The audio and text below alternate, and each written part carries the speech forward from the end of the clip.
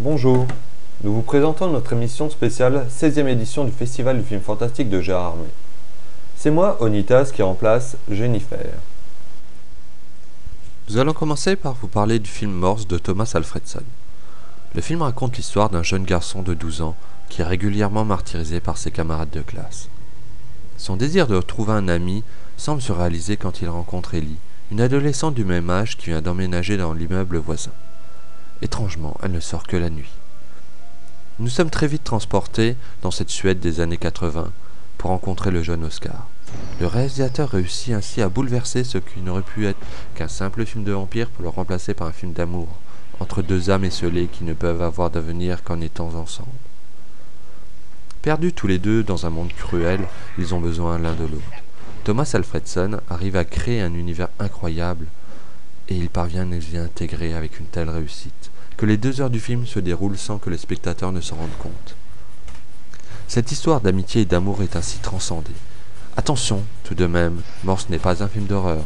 C'est une histoire d'amour avec des éléments horrifiques.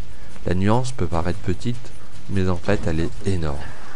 Morse est le film à voir en ces débuts d'année 2009. Voici quelques mots du réalisateur.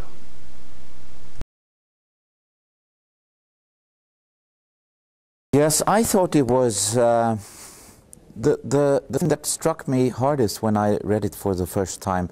It was the story of the bullied boy Oscar, and how it was so unsentimentally told, and so true. It felt very true.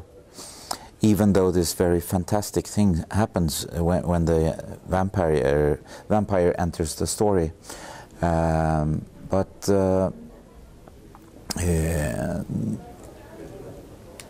I had some hard times myself when I was 12 years, and I could really recognize myself. We had open castings for nearly a year to find those two, and it's a very hard decision to make when you're a filmmaker to think about that these two should carry the film, the whole feature film up on their shoulders, these two small kids, and you really have to find a way to make it easy for them, as easy as possible. So, you know, to come to this conclusion, I want him and I want her, that was a very heavy thing to do. But it turned out to be very good. They are fantastic, I think, in their acting. Very. They're marvelous.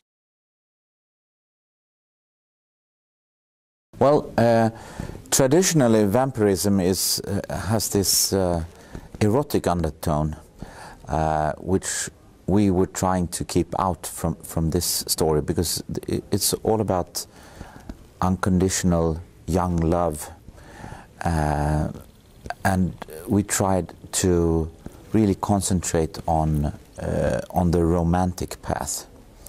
So we made the vampire just doing searching for blood just to survive. It has nothing to do with anything else.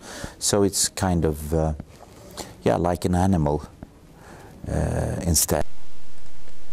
Nous allons maintenant vous parler d'un film que nous attendions particulièrement.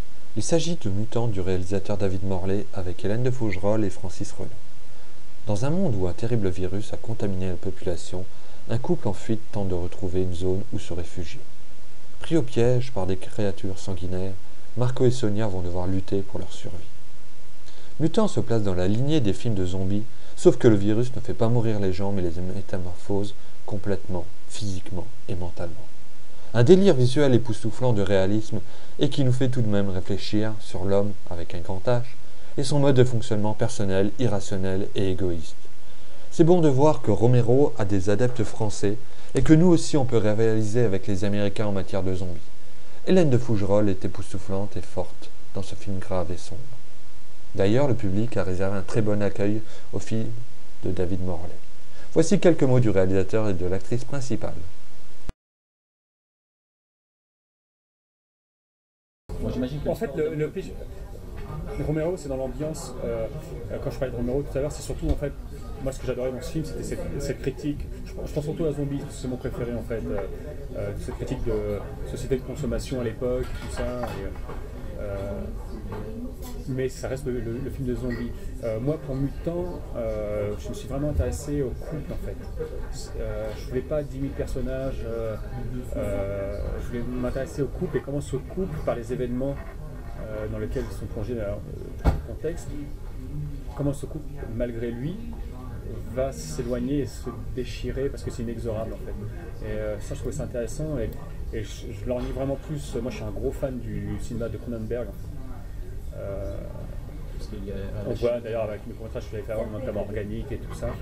Et je m'en suis inspiré plus que des films comme Zombie, quoi. C'est pour ça que tout à l'heure je parlais de Zombie, mais je voulais faire quelque chose pas différent, j'ai pas cette présomption, mais qui me ressemble un peu plus à mon univers, plus à mes goûts, mes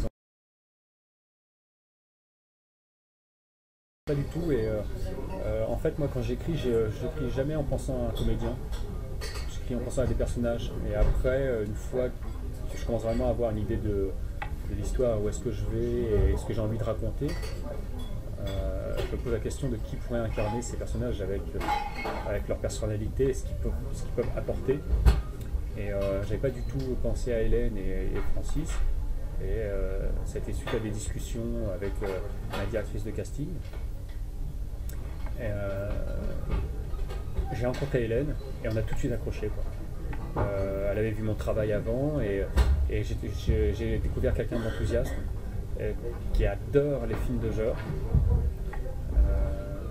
Et on a tout de suite accroché et puis par la suite j'ai rencontré. Je voulais un couple un peu original en fait. Qu'on se dise merde, sur le papier, bon, Hélène de Fougerolles et Francis Renaud, on n'a jamais vu, qu'est-ce que ça peut donner. Même moi je ne savais pas quoi. J'ai parié là-dessus en fait. Même jusqu'au premier jour aux premières rushs, je ne savais pas si le couple à l'image avait fonctionné, même si j'avais fait des essais filmés tout ça, et j'étais plus que ravi quand j'ai vu les premières rushs tout ça, et vraiment je trouve que le couple fonctionne super bien. Ils ont eu un échange très fort dans le tournage, et voilà quoi. Donc et Francis c'est juste une brute d'acteur, donc c'était pas trop tout tablé sur le glamour, hein, et heureusement pour moi, mais j'étais assez contente de jouer autre chose que la fille jolie. Et souvent les comédiennes, on aime bien nous mettre dans une case de soit la fille jolie, soit la fille grosse et moche. Bon, j'ai plutôt eu la première catégorie jusqu'à maintenant. Merci. Mais c'est vrai que là-dessus, c'est l'émotion avant tout, l'histoire avant tout, ce qui se passe. Et c'est une des rares fois où je me suis retrouvée justement au maquillage et j'étais presque plus moche après qu'en arrivant. Ça arrive rarement dans mon métier. Mais quand je dis plus moche, je me trouve très belle dans le film parce que c'est brut, voilà. Et en fait, ce qui se passe, enfin voilà, les images sont magnifiques, je me trouve sublime, sauf que je suis défaite, j'ai des cernes, j'ai les cheveux gras, c'est une horreur, j'ai du sang partout, mais le résultat esthétique est absolument superbe. C'était pas évident parce qu'en plus lui c'est quelqu'un de très intense et moi je suis assez posée, mais alors c'est un acteur brillant, c'est-à-dire que c'est quelqu'un qui joue pas, il l'est. C'est vrai qu'il y a 2-3 fois où j'ai réellement eu peur, je me suis dit qu'il allait me tuer. Donc pour jouer, il suffit de pas penser qu'il y a une caméra et on est dedans direct. Et c'est vrai que Francis me fait penser à un enfant. Et j'ai eu de l'amour pour lui comme un enfant, j'avais envie de le protéger, il me touche énormément et c'est vrai que je pense que ça transparaît beaucoup dans le film où voilà quoi, je vois cet homme que j'aime plus que tout, moi je le voyais plus comme un enfant et je sais qu'à un moment ça va mal tourner, il va falloir faire un choix et c'est pas simple.